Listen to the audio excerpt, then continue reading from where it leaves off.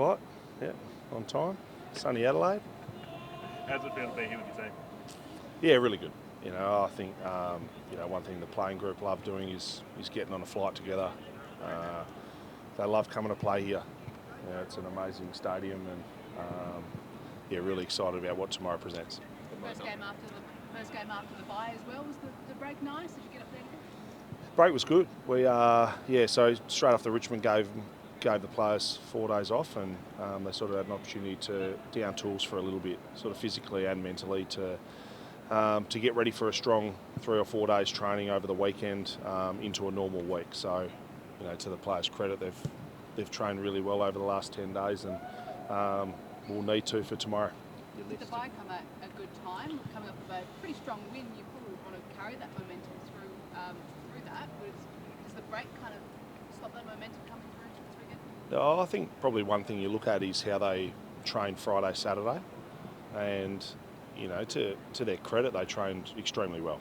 So, some players have played all 13 games.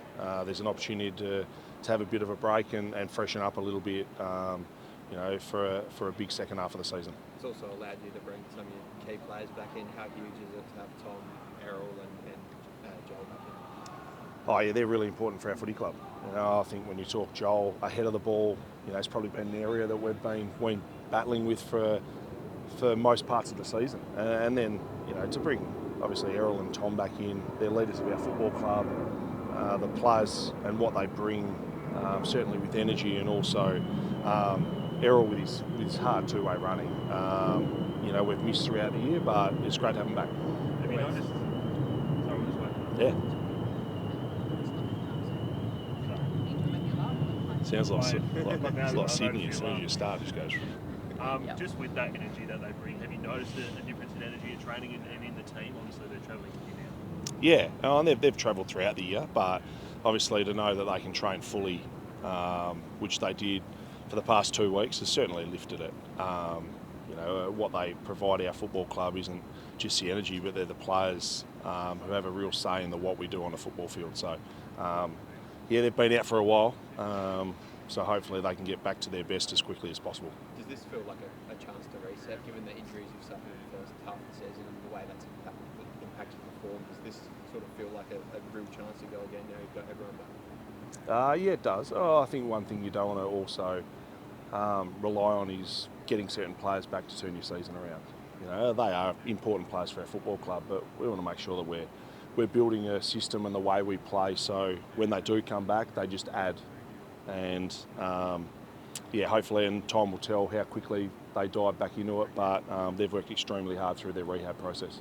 Jake Lloyd committed, that wouldn't have been an easy decision.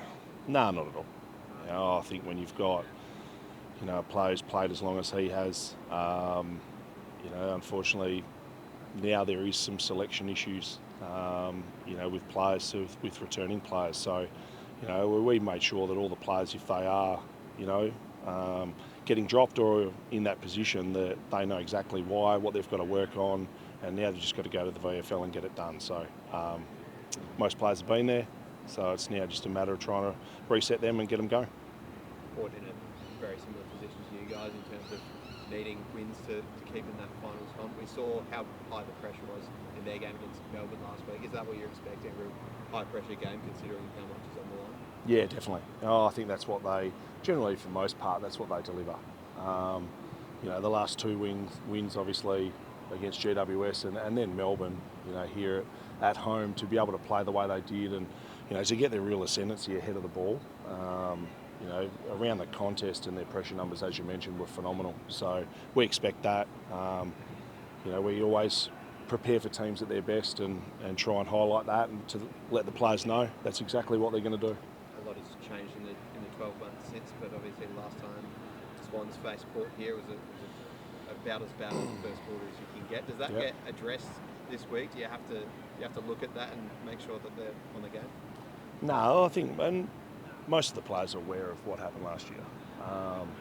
They're aware of that going into the prelim. They're aware of that going into the round 6 game we played at the SCG.